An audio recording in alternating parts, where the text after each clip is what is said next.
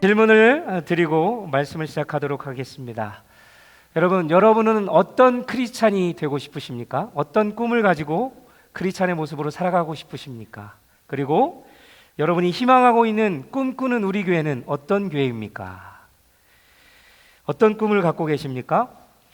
오늘 사도 바울은 에베소 성도들을 향해서 편지하면서 이렇게 고백합니다. 그들 한 사람 한 사람에게 이렇게 고백합니다. 온전한 사람을 이루어 그리스도의 장성한 분량에 충만한 데까지 이르기를, 이렇게 축복하면서 에베소 교회를 향해서 나아가고 있습니다.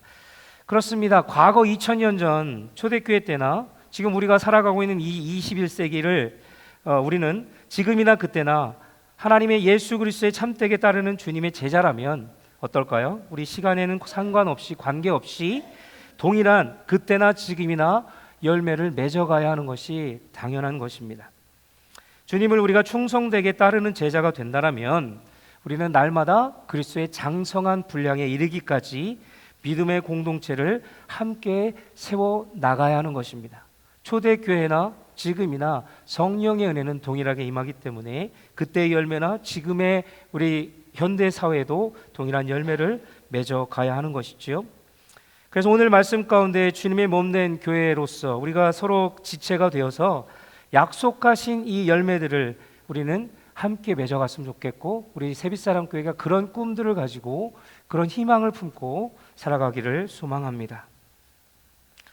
사도 바울은 이 에베소 성도들을 향해, 에베소 교회를 향해서 편지를 보내면서 하나님의 자녀라는 신분이 얼마나 존귀하고 귀하고 영광스러운가를 말씀해주고 있습니다. 특히 오늘 에베소서 4장에 보면 사도 바울은 이런 성도의 영광스러운 상태를 어떻게 표현하고 있냐면요, 교회의 연합, 하나됨으로 설명하고 있습니다. 에베소서 4장 2절로 3절 말씀을 보면 모든 겸손과 온유로 하고 오래 참음으로 사랑 가운데 서로 용납하고 평안에 매는 줄로 성령이 하나 되게 하신 것을 힘써 지키라, 이렇게 말씀합니다. 이렇게 에베소서 4장을 이렇게 말씀하시면서 시작하고 있습니다. 성도들을 이 말씀 가운데 격려하고 있다라는 거죠. 한마디로 말하면 하나 되라는 것입니다. 어떻게 해요? 성령의 매는 줄로 너희들은 하나가 되어 힘써 그것을 지켜나가라 라고 말씀하고 있는 것입니다. 그러나 사도 바울이 힘주어 여기서 강조하고 있는 이 성도들의 하나됨, 다시 말하면 교회의 연합은 이단들에게서 나오는 그런 것처럼 보이는 외형적인 획일화가 아니라는 거죠. 그런 것을 이루어가는 것이 아님을 사도 바울은 분명히 우리를 향해서 가르쳐주고 있습니다. 이 말씀은 본질 안에서 우리는 어떻게 살아가야 하는지를 말씀해주고 있습니다.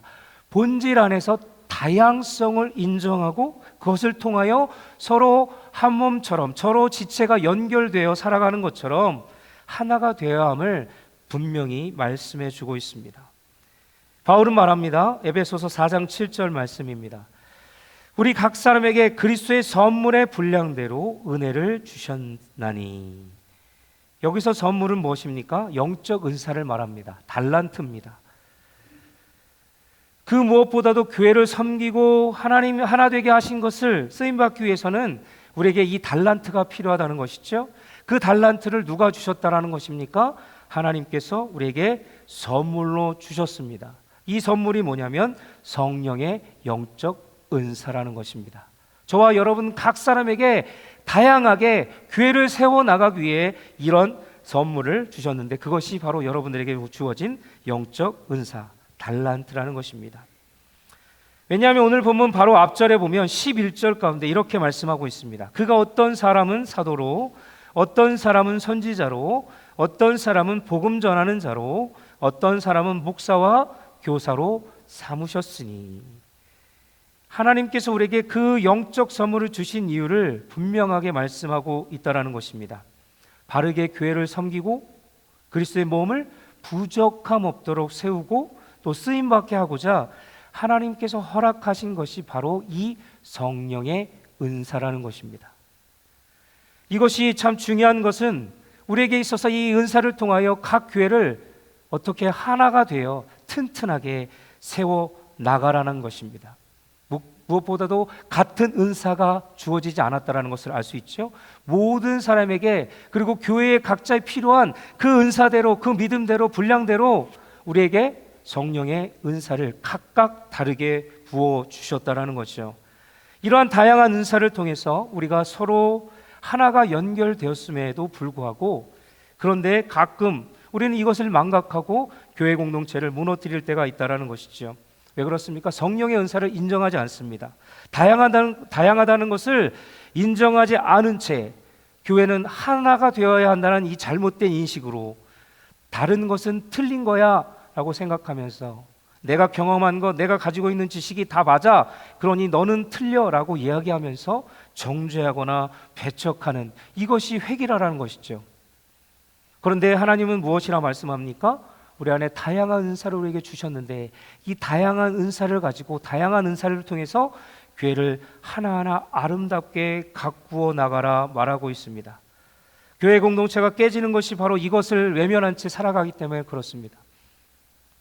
따라서 교회의 본질은 무엇보다도 이와 같이 각자에게 맡겨진 다양한 은사들을 기초로 해서요, 하나로 연결되어져서 믿음의 공동체를 세워 나가야 하는 것입니다.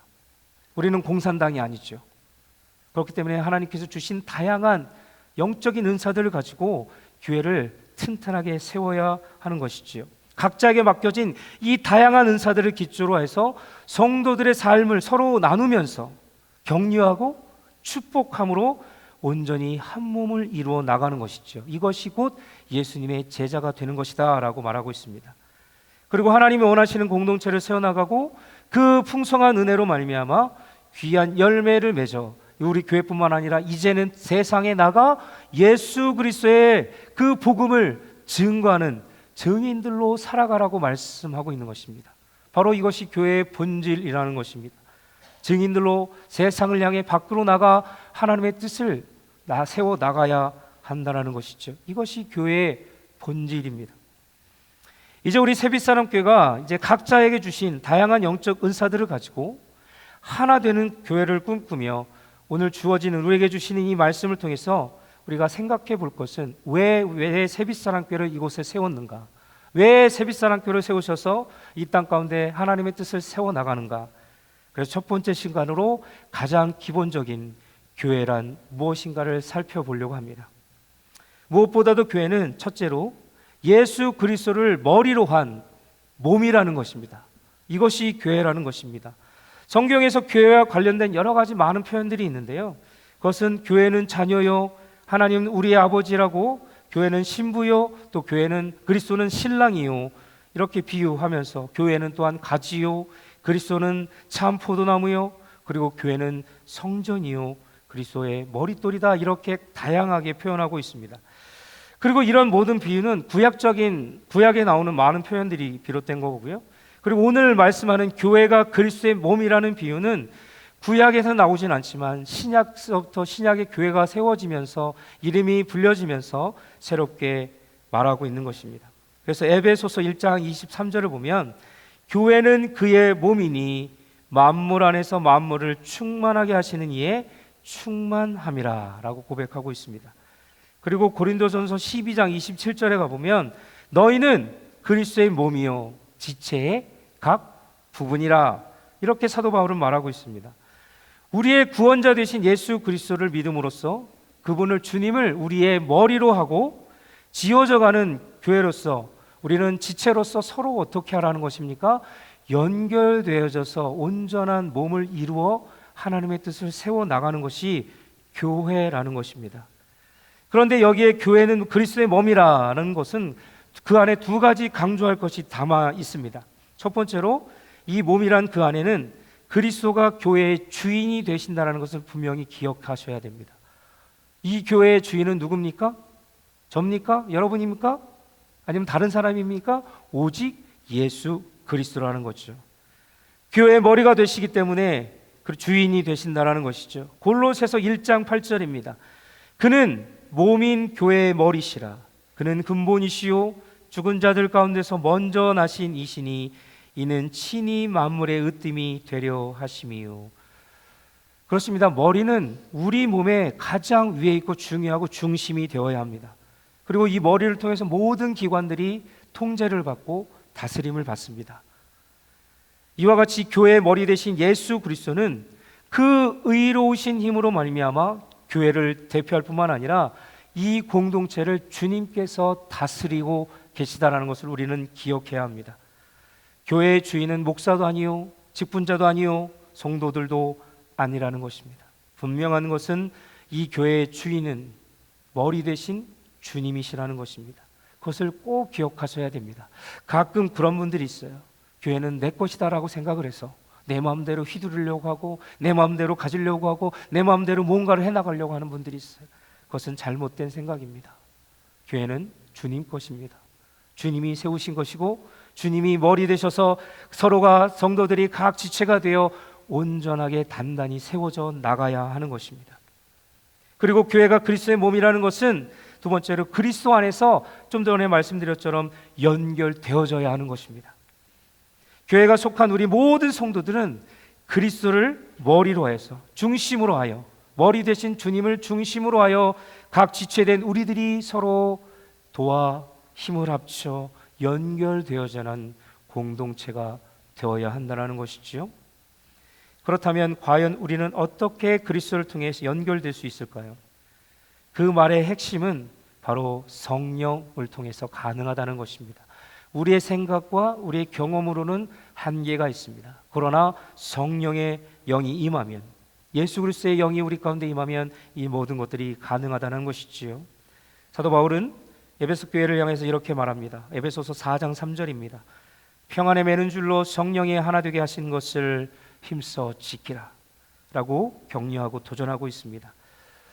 이와 말씀하는 것처럼 성령께서 우리 각 성도들에게 허락하신 선물인 이 성령의 은사를 통해서 우리는 교회에서 복음을 전하는 자와 또한 목사와 교사로, 때로는 찬양대원으로, 또 때로는 각 사역원으로, 때로는 여러 가지 식사 준비로, 또 다양한 섬김을 통해서, 봉사를 통해서 다양하게 우리 세빛사랑교회를 섬겨가야 되는 것입니다. 각 모두가 다 소중하다는 것이죠. 각자에게 주어진 하나님이 주신 달란트를 가지고 그곳에서 최선을 다해 하나님의 공동체를 만들어가야 하는 것입니다. 중요한 것은 이런 성도 각자에게 허락한 다양한 성도의 은사를 통해서 분명히 우리에게 말씀해 주는 것은 성도를 온전케 하며 그리스도의 몸된 교회를 장성한 분량에 이르기까지 세워 나가야 하는 것입니다. 이것이 중요한 것입니다. 이것이 오늘 본문의 11절, 12절 말씀의 중요한 요점이 되는 것입니다. 따라서 우리가 세빛사랑교회에 속한 교인이라면 우리는 성령께서 주신 그 은사들을 다양하게 사용함으로써 그리스도의 온전하신 모습에 이르기까지 우리는 함께 연결되어져서 세워져 나가야 한다는 것입니다. 그렇기 때문에 우리는 서로 배려하고 또 나누고, 내가 잘난 것이 아니라, 내가 정답이 아니라 오직 우리에게 있어서 정답은 주님밖에 없음을 기억하고 서로 연결되어져서 그리스도의 장성한 분량에 이르기까지 믿음의 공동체를 세워나가시기를 주님의 이름으로 간절히 축복합니다. 두 번째는 교회는 부름받은 사람들의 모임이라는 것입니다. 우리는 이것을 꼭 기억해야 합니다. 구약에서는 교회란 말은 나오진 않지만 그 비와 비슷한 용어들을 가리키는 단어들이 있습니다. 그 중에 카할과 에다라는 단어가 있는데요.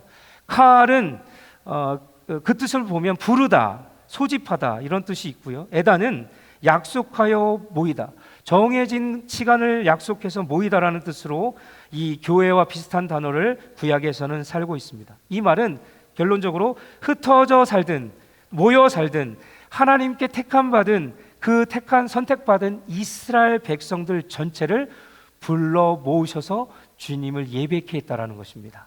이것이 교회의 시초라도 할 수 있지요. 하나님께서 모으신 것입니다. 그리고 신약 성경을 가보면 교회라는 단어가 시작됐는데 그 가리키는 말로 에클레시아라는 단어가 있습니다. 많이 들어보셨죠? 에클레시아. 모모로부터라는 뜻의 에크와 그 다음에 부름받은 사람들의 클레시아라는 단어가 합쳐져서 하나님께로부터 부름받아 모인 무리라는 뜻을 가지고 있습니다. 이것이 에클레시아입니다. 다른 말로 바꾸면 교회란 예수 그리스도를 믿어 구원받은 성도들의 모임인 것입니다.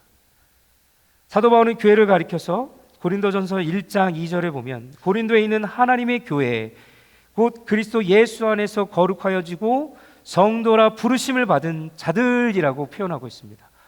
부르심을 받은 자들이 바로 교회입니다.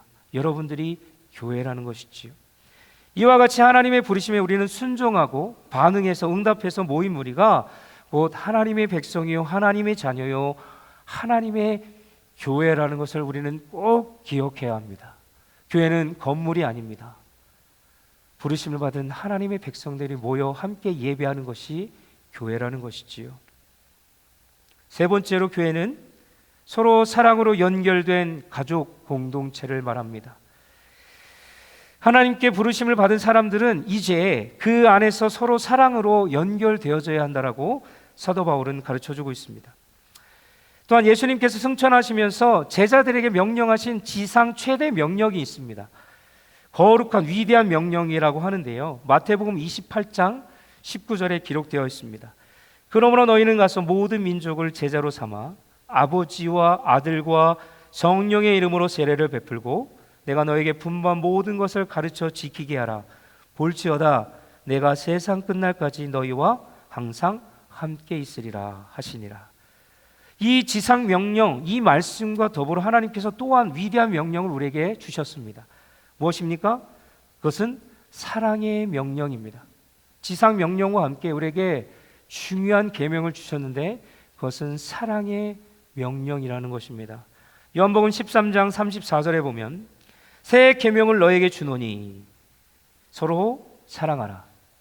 내가 너희를 사랑한 것 같이 너희도 서로 사랑하라. 분명히 말씀하고 있습니다. 여기서 주님께서는 강한 명령어인 계명이라는 단어를 사용하시면서 말씀하십니다. 그리고 계명이지만 어떤 계명입니까? 새 계명을 말씀하고 있습니다. 예수님께서 왜 사랑의 계명 중에 새 계명이라 이렇게 표현하면서 말씀하셨을까? 사실 이 사랑하라는 계명은 예수님께서 마가복음 12장에서 한 율법학자에 말씀하신 것처럼 구약의 모든 말씀, 곧 모든 율법의 핵심이 사랑하라라는 것임을 밝히면서 하나님을 사랑하고 이웃을 사랑하라 이렇게 요약해서 말씀해주고 있습니다. 구약의 것들을 이미 선포된 말씀을 지금 다시 가르쳐주고 있는 거지요.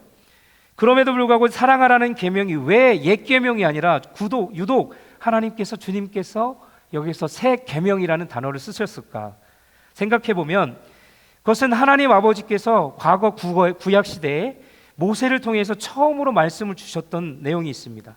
신명기에 가보면 너는 마음을 다하고 성품을 다하고 힘을 다하여 너희 하나님을 사랑하라 이렇게 분명히 말씀하고 있습니다. 근데 왜 주님은 지금 새 계명이라고 말씀하셨을까?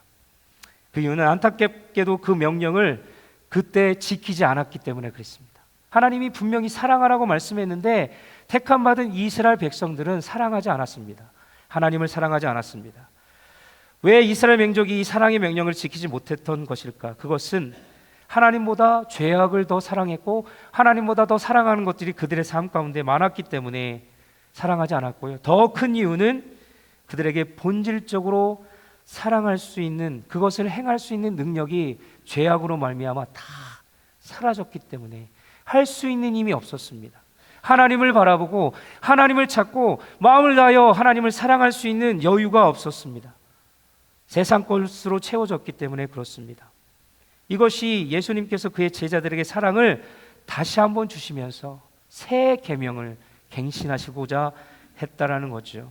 유대인뿐만 아니라 전 인류 모든 사람에게 이 하나님의 핵심, 우리를 향한 계명 이것을 다시 맺으면서 새 계명이라고 말씀하신 것이지요. 사랑의 명령을 지켜 행할 수 있는 능력이 사라졌기 때문에 다시 한번 너희들에게 우리들에게 사랑을 하라 말씀하고 있는 것입니다. 지금까지 그 누구도 사랑을 온전히 행하지 못했기 때문에 주님은 다시 새 계명으로 그의 제자들을 부르시면서 너희들도 이렇게 살아가라 말씀하고 동일하게 지금 우리들에게도 사랑할 것을 명령하고 계신 것입니다. 그리고 예수님은 이어서 너희가 서로 사랑하라 명령하실 뿐만 아니라 그 뒷절에 가보면 요한복음 13장 35절에 가보면 너희가 서로 사랑하면 이로써 모든 사람이 너희가 내 제자인 줄 알리라 이렇게 말씀하고 있습니다. 우리가 제자가 되려면 주님을 따르는 제자가 되고자 한다면 어떻게 하라는 것입니까? 서로 사랑해야 한다는 것입니다. 사랑하지 않으면 하나님, 주님의 제자가 될 수 없다라는 것이지요. 그렇다면 우리가 어떻게 사랑할 수 있겠습니까? 주님은 제자들에게 사랑하라 명령하시고 나서 요한복음 15장에서 이렇게 말씀하십니다. 5절 말씀을 보겠습니다. 나는 참 포도나무요 너희는 가지라. 그가 내 안에 내가 그 안에 거하면 사람이 열매를 많이 맺나니 나를 떠나서는 너희가 아무것도 할 수 없습니다. 이 말씀은 주님의 제자된 우리가 어떻게 사랑을 행할 수 있는가에 대한 아주 중요한 키워드 말씀을 주고 있는 것이죠. 바로 예수님 안에 거하는 삶입니다. 이러지 않으면 우리가 사랑할 수 없다는 거죠. 인간적인 마음으로 사랑하면 한계에 미칠 수 있고 조건적인 사랑에 거할 수밖에 없습니다. 그런데 진정한 사랑은 어떻게 나오는 것입니까? 내가 예수 그리스도 안에 있을 때 그 사랑을 받고 그 사랑으로 인하여 살아갈 수 있다는 것이죠. 진정한 사랑은 어떤 육체적인 느낌이나 단순한 이 충동적인 감정이 아니라는 것입니다. 그것은 우리 안에서 예수 그리스도를 내 안에 품고 그 안에서 진심 어린 마음으로 우러나와 진정으로 행하는 그 능력의 사랑을 말하는 것입니다. 이 사랑으로 세상을 품고 나아갈 때 그 세상은 변화되고 예수 그리스도의 땅이 되고 그것을 통해서 하나님이 예배되게 하는 것입니다. 이것이 진정한 사랑이죠. 진정한 사랑은 참포도 나무위가 되신 예수 그리스도 안에서만 할 수 있는 것입니다. 그렇기 때문에 우리는 예수 그리스도 안에 거하고 살아가야 한다는 것이지요. 우리 각자가 먼저 주님 안에서 그의 사랑 안에 거함을 통해서 우리는 한 걸음 한 걸음 더 주의 사랑에 힘입어 서로 몸된 지체로서 잘 연결되어서 주님의 제자가 되어 예수 그리스도를 세상에 전할 수 있게 되는 것입니다. 그래서 온전히 이 말씀, 하나님을 사랑하고 내 이웃과 내 형제를 사랑하라 라는 말씀이 우리에게 주어지는 것이지요. 그렇습니다. 우리 새빛사랑교회가 주님께서 명령하신 이 사랑의 계명을 잘 지켜서 서로를 향한 사랑을 실천해서 우리 모두가 다 주 안에서 영적 가족 공동체임을 기억하고 저와 여러분을 통해서 세상에 믿지 않는 자들을 향해 주님의 놀라운 복음이, 그 사랑이 전해지기를 소망합니다. 네 번째, 마지막으로 교회는요, 하나님을 아는 지식에 자라가는 그런 공동체가 되어야 합니다. 오늘 본문 말씀 13절을 보면 우리가 다 하나님의 아들을 믿는 것과 아는 일에 하나가 되어 온전한 사람을 이루어 그리스도의 장성한 분량이 충만한 데까지 이르리니 라고 바울은 말하고 있습니다. 여기서 하나님의 아들이신 예수 그리스도를 믿는 것과 아는 일에 하나가 되라 라고 말씀하고 있습니다. 이 말의 뜻은 무엇일까 생각해 보면 믿는 것과 아는 일에 균형을 이루어 가야 한다라는 말씀입니다. 믿는 것은 집을 지을 때 터와 같습니다. 가장 베이직되고 튼튼히 세워져야 하는 믿음인 것이죠. 믿는 것은 터입니다. 그와 같고 아는 것은 무엇과 같냐면 건물을 올라가는 것과 같다라는 거죠. 하나하나 집을 짓듯이 튼튼하게 잘 세워 올라가는 것이 아는 것입니다. 다시 말하면 영성과 지성의 균형을 통해서 아름답게 건강한 교회가 지어진다는 것을 알 수 있습니다. 그리고 그런 교회가 돼서 그리스도를 닮은 온전한 신앙의 인격을 가지고 세워나가라고 말씀하고 있는 것입니다. 우리가 그리스도를 믿는 것에 더해서 아는 일이 없다라면 그것을 생각해 보시죠. 믿는 것만 있다라면 터만 닫고 건물은 짓지 않는 것과 같습니다. 그러면 어떻게 되겠습니까? 그것은 온전한 집이라 할 수 없습니다. 그냥 터예요. 황폐한 땅입니다. 그죠? 건물을 짓다가 돈이 없어서 짓지 못한 건물들을 보신 적 있으시죠? 얼마나 황폐합니까? 그런 것과도 같다라는 것이지요. 그렇기 때문에 우리는 믿는 것과 주님을 알아가는 것에 균형을 잘 맞추어 가야 합니다. 그렇기 때문에 우리가 도달해야 할 목표는 바로 온전한 성품, 온전한 사람이 되는 것이고, 그리고 그리스도의 장성한 분량까지 이르는데 믿음과 아는 것을 잘 균형을 가져서 살아가야 한다는 것이지요. 여러분, 믿는 것만으로는 충분하지 않습니다. 또한 아는 것만으로도 충분하지 않습니다. 믿는 것과 아는 일, 이 둘이 균형을 이루어서 하나가 되어야 하는 것입니다. 여러분, 믿음만으로 우리가 살아간다면 자만하기 쉽습니다. 이스라엘 백성들 중에 문제가 뭐냐면 그들 자만했습니다. 교만했습니다. 지식을 더함으로써 우리는 이 믿음을 온전히 균형 잡힌 믿음으로 만들어갈 수 있습니다. 그래서 교회를 든든히 세워갈 수 있습니다. 신앙은 균형이 중요한 것입니다. 영성과 지성의 균형을 이룸으로써 온전한 교회 공동체를 세워갈 수 있는 것입니다. 생각해 볼까요? 그리스도를 믿는 것에만 올인하는 사람들이 있습니다.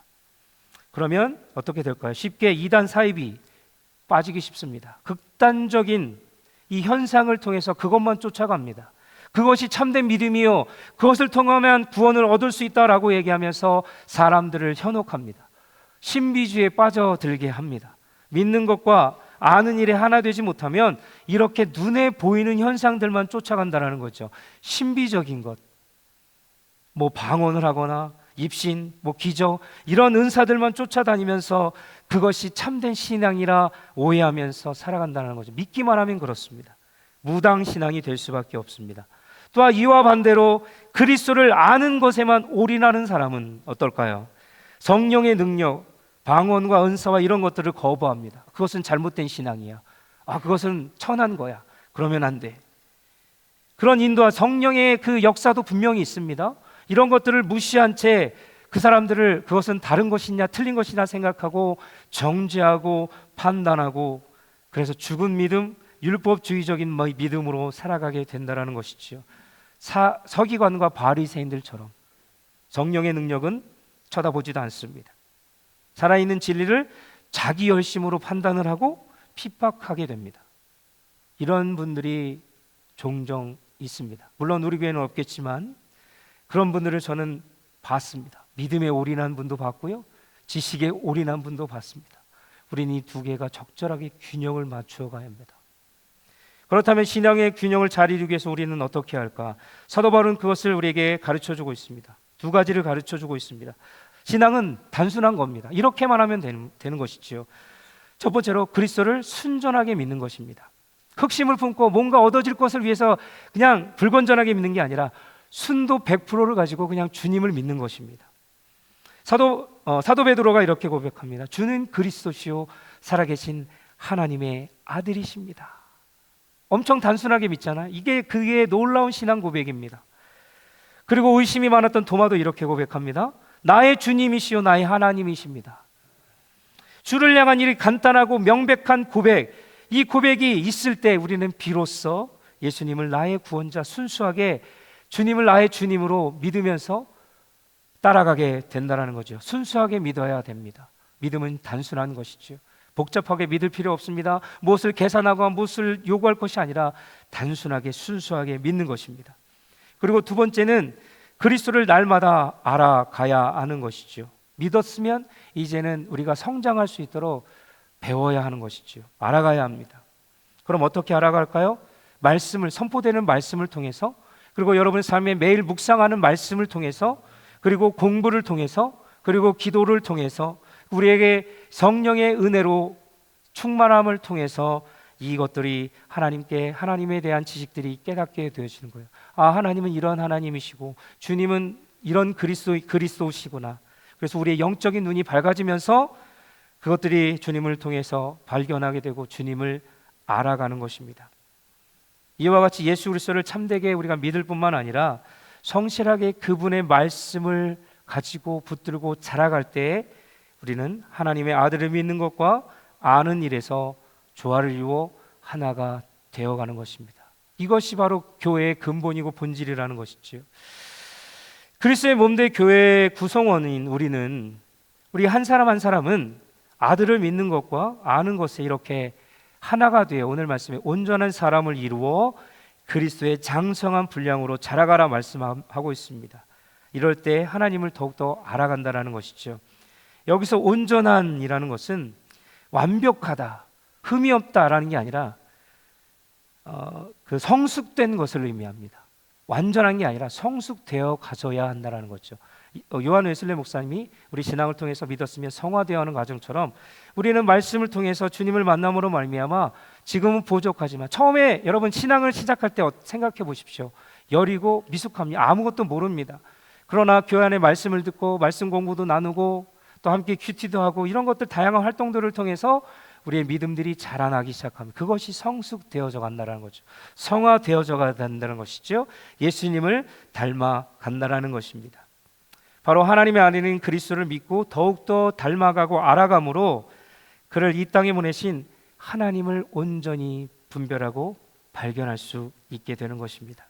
그럴 때 우리는 성숙한 신앙인으로 자라가고 교회도 마찬가지죠. 그런 성도들이 모인 교회가 아름답게 성장을 이루어 나가서 하나님의 뜻이 무엇인지 분별해서 세상을 향해 하나님의 사랑을 절찬하며 이렇게 자라가게 된다는 것을 꼭 기억하셨으면 좋겠습니다. 그것이 바로 교회라는 것입니다.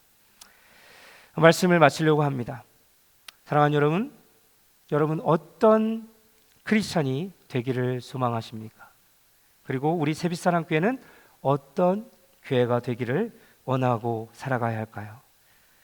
그렇습니다. 교회는 바로 우리를 구원하신 예수 그리스도를 머리로 한 몸이요 하나님의 부르심을 받은 사람들의 모임이요 서로 사랑으로 하나 되는 영적 가족이면서 주의 말씀과 기도와 성령의 충만함으로 그 은혜로 우리를 구원하신 주님을 믿고 그 알아가는 지식을 통해서 균형 잡힌 신앙을 통해서 함께 성장해 나가는 것이 바로 교회인 것입니다.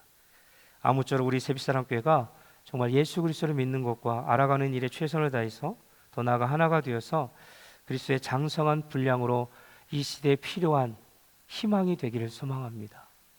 그것이 우리 교회가 되기를 소망합니다. 그 일들을 저와 여러분들이 감당해 나가셨으면 좋겠습니다. 주의 몸된 공동체를 아름답게 튼튼하게 세워가기를 주님의 이름으로 간절히 축복합니다.